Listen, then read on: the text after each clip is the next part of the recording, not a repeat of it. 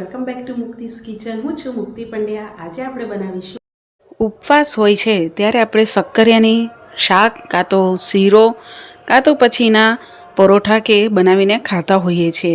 તો અહીંયા આપણે શક્કરિયાની વસ્તુ બનાવવા માટે આપણે પહેલાં બાફતા હોઈએ છીએ। તો ઘણી વખત પાણી પોચાવાળા બફાઈ જતા હોય છે। તો એકદમ ઓવરકુક ન બફાય અને એકદમ સરસ રીતે એના ઉપરની છાલ નીકળી જાય તો એ કેવી રીતે બાફવાના એ હું બતાવવાની છું। તો શક્કરિયા બાફવા માટે સૌથી પહેલાં અહીંયા શક્કરિયા લઈ લેવાના છે। અહીંયા મેં 250 ગ્રામ જેવા શક્કરિયા લીધા છે, જેને પહેલાં પાણીથી સરસ ધોઈ લેવાના અને આગળ અને પાછળના બધા ડેટા કાઢીને રેડી કરી લેવાના। હવે શક્કરિયા બાફવા માટે તમારે આ રીતનું કુકર લઈ લેવાનું છે। અહીંયા કુકરમાં તમારે ડાયરેક્ટ શક્કરિયાને એડ નથી કરવાના, તમારે આ રીતે કોઈ બી નેપકિન કે કોટનનું કોઈ બી કપડું તમારે લઈ લેવાનું, પણ જાડું હોય એવું લેવાનું રહેશે। હવે એને અધકચરો ભીનો કરી દેવાનો તમારે નેપકિનને, અને એને આ રીતે કુકરમાં તમારે અડધો પોળો કરી દેવાનો છે। અને નેપકિનની અંદર તમારે એક એક શક્કરિયાને આ રીતે ગોઠવી દેવાના છે। અહીંયા ખાસ ધ્યાન રાખવાનું છે કે શક્કરિયા નેપકિનની અંદર જ હોવા જોઈએ, નેપકિનની બહાર ન હોવા જોઈએ। જો નેપકિનની બહાર હશે તો શક્કરિયા નીચે બેસી જશે અને કુકર તમારું અહીંયા બળી જશે। તો નેપકિનની અંદર જ તમારે બધા શક્કરિયા આવે એવી રીતે તમારે ગોઠવીને રેડી કરી લેવાનું છે। આ રીતે શક્કરિયા બધા ગોઠવાઈ જાય પછી નેપકિનનો જે અડધો ભાગ છે એ તમારે શક્કરિયા ઉપર આ રીતે પૂરું ઢાંકીને રેડી કરી લેવાનું છે। બધી બાજુ સરસ રીતે નેપકિન ગોઠવાઈ જવું જોઈએ।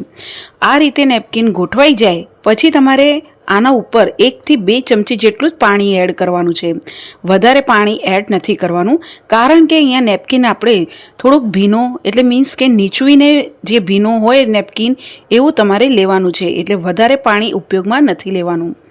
પછી કુકરનું ઢાંકણું બંધ કરી દેવાનું અને આને હાઈ ગેસની ફ્લેમ ઉપર તમારે 2 સીટી વગાડીને રેડી કરવાની છે।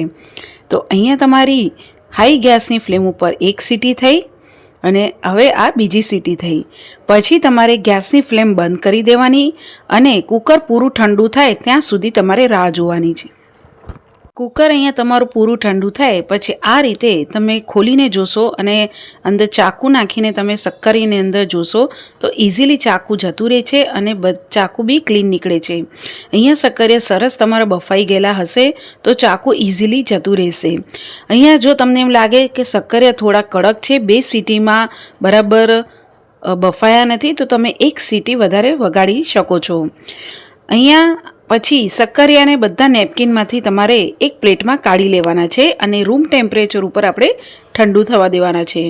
શક્કરિયા અહીંયા સરસ ઠંડા થઈ જશે પછી તમે આ રીતે શક્કરિયા ઉપરથી ઇઝીલી છાલ નીકાળી શકો છો। તમે અહીંયા જોઈ શકો છો કે શક્કરિયા આપણે સરસ એવા બફાઈ ગયા છે, એકદમ ઓવરકુક નથી બફાયા અને છાલ એકદમ ઇઝીલી નીકળી જાય છે।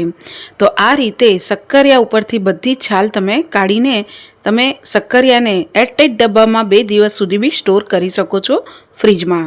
તો અહીંયા આપણે બધા શક્કરિયાને પરથી છાલ કાઢી લીધી છે। તો અહીંયા શક્કરિયા તમે આ રીતે બાફીને તમે એકવારથી ટ્રાય કરજો।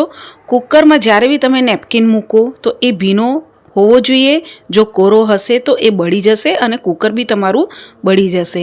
તો અહીંયા આ રીતે શક્કરિયા બાફીને ટ્રાય કરજો, પછી બાફીને તમે આનું શાક બનાવી શકો છો કે પછી મીઠું નાખીને તમે સલાડની જેમ બી ખાઈ શકો છો અને તમે આનો શીરો બી કરી શકો છો। તો આ રીતે તમે શક્કરિયા જરૂરથી બાફજો, એકદમ સરસ ને એકદમ ઇઝી બફાય છે।